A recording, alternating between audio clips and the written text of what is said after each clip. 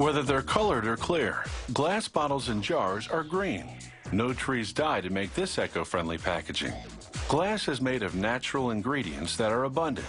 You can recycle glass endlessly, and making it uses less energy than producing metal or plastic.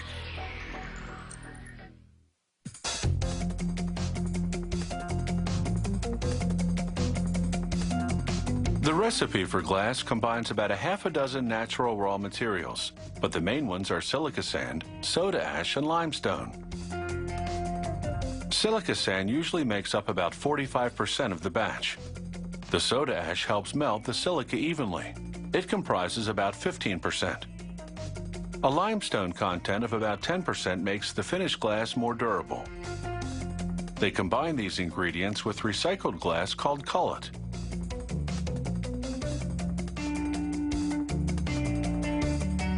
The factory's equipment feeds precise amounts of the materials into a furnace. Over a full day, the fiery heat, 2,730 degrees Fahrenheit, melts everything together, producing a gooey liquid that's the consistency of honey. The molten glass pours out of the furnace. Shears cut the flow at precise intervals to produce cylindrical gobs. Each gob is the exact amount required to make one bottle or jar.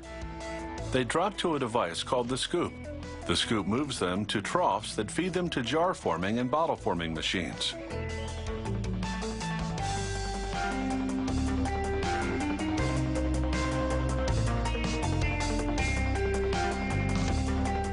A gob of molten glass goes into a preliminary mold.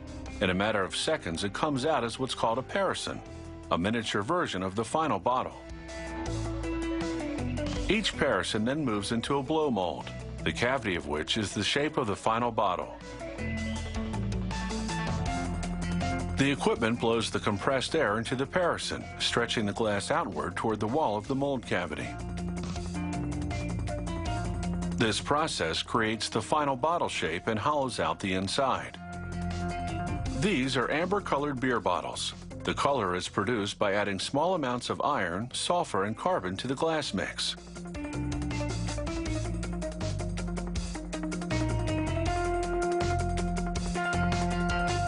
The factory uses a similar manufacturing process to produce other types of bottles and jars.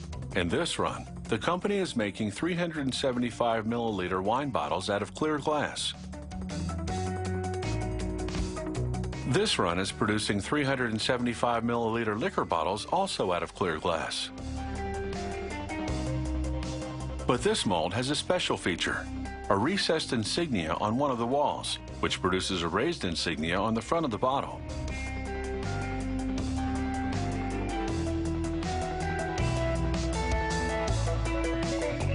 After the bottles leave the forming machine, they travel through flames. Otherwise, they would cool down too quickly and crack from thermal shock.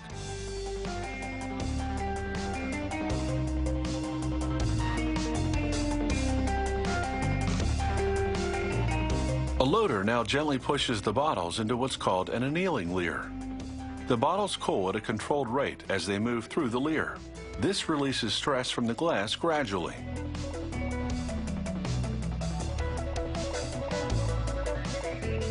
As the bottles exit the annealing leer, a sprayer coats their exteriors with lubricant. This enables them to move smoothly through the rest of the inspection and packaging line. The bottles now line up in single file to head into the automatic inspection station. As the machine spins each bottle, cameras and probes check for imperfections such as cracks or bubbles.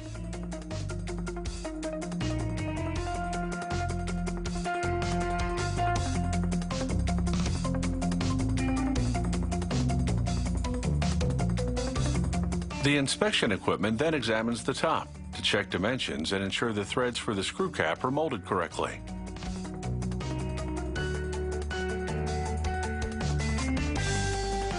Before shipping, a worker does a final visual inspection. The proportion of cullet in glass can be as high as 90%. Cullet melts at a lower temperature, so for every 10% of cullet in the mix, the factory uses up to 2.5% less energy to produce its glass. Now that's an incentive to recycle.